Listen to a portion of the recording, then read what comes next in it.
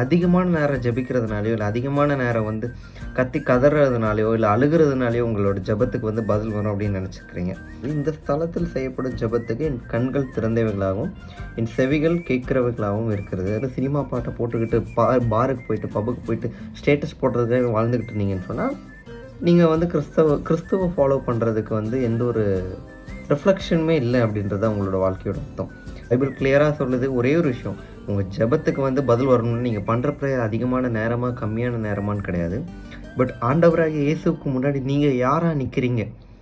அப்படின்றத வச்சு தான். ஆண்டவருக்கு முன்னாடி நீங்க யாரா இருக்கீங்க? நீங்க வந்து பாவத்த திருப்பி திருப்பி செஞ்சுக்கிட்ட ஒருத்தரா இருக்கீங்களா? மனம் திரும்பாத ஒருத்தரா இருக்கீங்களா? ஆண்டவருக்கு பிடிச்ச ஒரு பிள்ளையா இருக்கீங்களா? இத தான் வந்து பரலோகம் எதிர்பார்க்கும். இப்ப இதுவே வந்து நீங்க ஆண்டவருக்கு பிடிச்ச ஒரு பிள்ளையா இல்ல அப்படின்னா, உங்க ஜெபத்த வந்து பரலோகம் அங்கீகரிக்காது. எப்படி சொல்றது தெரியுமா? 2 நாளாகமம் 7ஆம் அதிகாரத்தோட 15ஆம் வசனம் சொல்றது, இந்த ஸ்தலத்தில் செய்யப்படும் ஜெபத்துக்கு என் கண்கள் திறந்தவைகளாகவும், என் செவிகள் கேட்கிறவைகளாகவும் இருக்கிறது போட்டிருக்கு.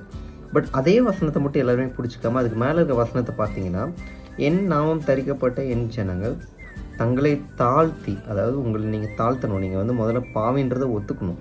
நீங்க உலகத்தோட இருந்த சினிமா பாட்ட போட்டுக்கிட்டு, பாருக்கு போயிட்டு, பப்புக்கு போயிட்டு ஸ்டேட்டஸ் போடுறதுக்காக வாழ்ந்துகிட்டு இருந்தீங்கன்னு சொன்னா, நீங்க வந்து கிறிஸ்துவ ஃபாலோ பண்றதுக்கு வந்து எந்த ஒரு ரிஃப்ளெக்ஷனுமே இல்ல அப்படின்றது தான் உங்களோட வாழ்க்கையோட அர்த்தம்.